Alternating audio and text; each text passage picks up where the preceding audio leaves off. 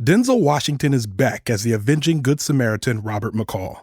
This time, he teams up with his Man on Fire co-star Dakota Fanning playing CIA agent Emma Collins, as together they attempt to take down a cruel Italian crime syndicate.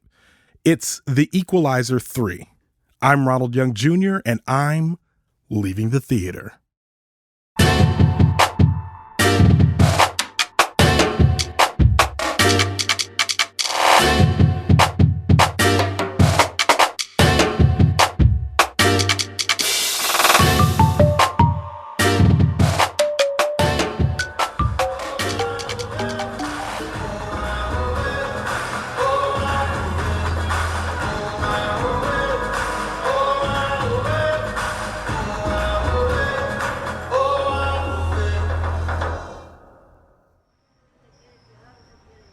All right, this is Ronald, and I am leaving the theater after seeing The Equalizer III.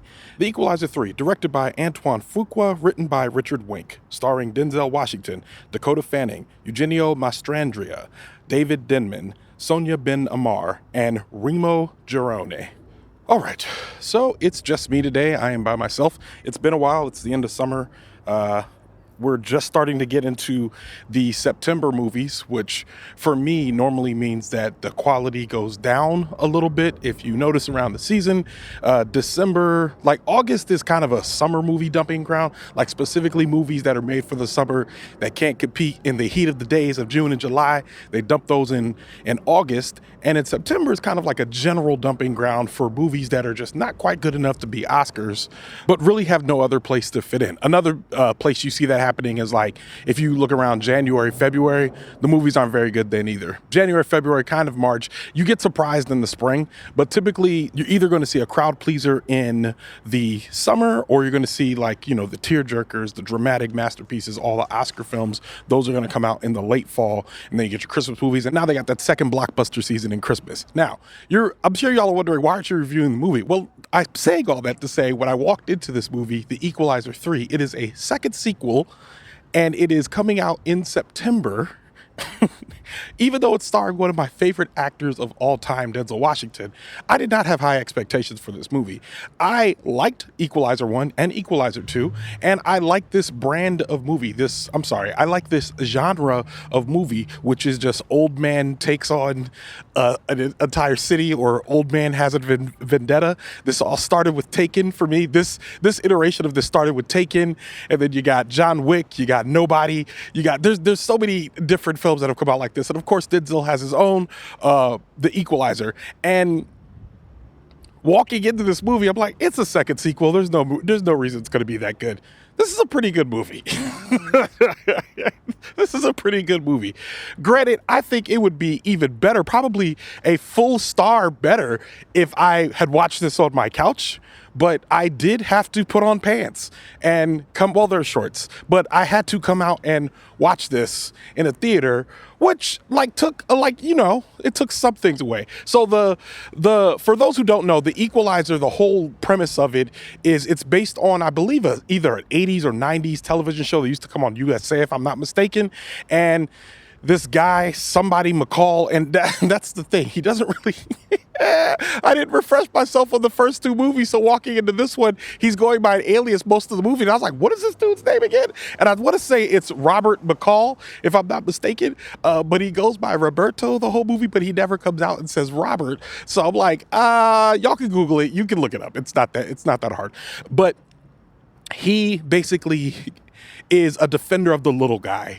People who are being abused by do-badders, people that are not good. He is a do-gooder that does good on behalf of people who cannot defend themselves. He stands up for the little guy, and that's been the premise of the first two movies. This one is no different. He is on a mission to do something kind and ends up in Italy. Now, let me just tell you, I am learning now. There's a few movies and things that I watch where it's like, based on where it's set, I know I'm going to like it.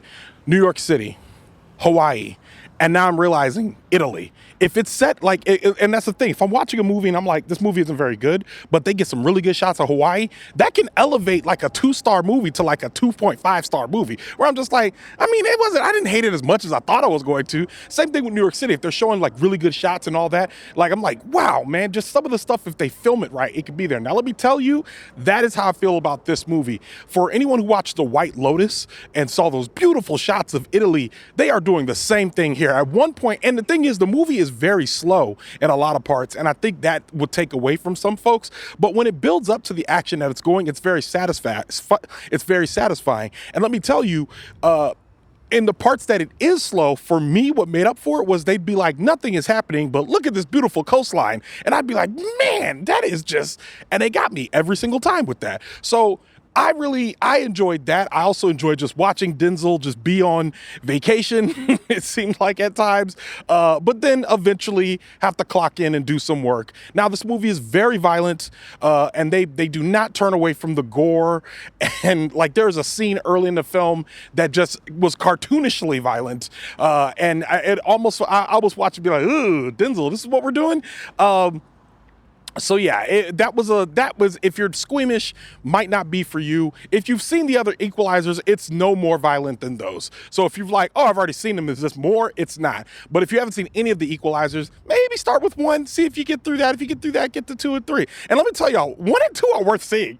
They really are, because he works at a hardware store in 1, if I'm not mistaken. I'm about to go watch the Equalizers right now. So all of that being said, this movie, I'm not dumb, okay? I'm not gonna sit here and be like, oh man, this movie is out of this world or anything like that. But for me, sitting down the seat, I was like, it can't be worse than 3 stars. And it wasn't. It was not. I think this probably is around about a 3.5-star movie. With all of that being said, I think it's a 3.5-star movie, I think. And it's funny because I need to apologize to my sister, because I unexpectedly got this ticket and I could have brought her, but it was so last minute that I was unable to do it. And there's a part that happens in this movie that I know my family would be like, what? Because there's a very specific church hymn that while Denzel is murdering somebody, he starts singing. And as soon as he starts singing it, I kind of start singing along. It is like wild to watch. And as a matter of fact, as soon as he starts singing it, I was like, he can't be singing what I think he's singing. Then he sings another line of it, and I'm like, oh, I don't know how I feel about this. I'm like both smiling and feel a little uncomfortable at the same time. So yeah, all that being said, 3.5-star movie, worth seeing, especially when it comes to streaming. Settle in, watch it on a Sunday afternoon. You will not be disappointed. It will help with the Sunday scaries. With all of that being said, Leaving the Theater is a production of Oh, It's Big Ron Studios. Alexandra Ketch of Bias Studios mixes the show. Thank you, Alex. Show art from Heather Wilder. Theme music by the mysterious Breakmaster Cylinder. For more information about The Equalizer 3, check out our show notes. You can follow me on Twitter, Instagram, TikTok, or Threads at Oh It's Big Ron. That's at OHITSBIGRON. You can find out more about this show and other Oh It's Big Ron Studios shows by following us on Instagram at Oh It's Big Ron Studios and on Twitter at Oh It's Big Ron Stew. That's STEW. Leaving the Theater will be back soon. Thanks for listening.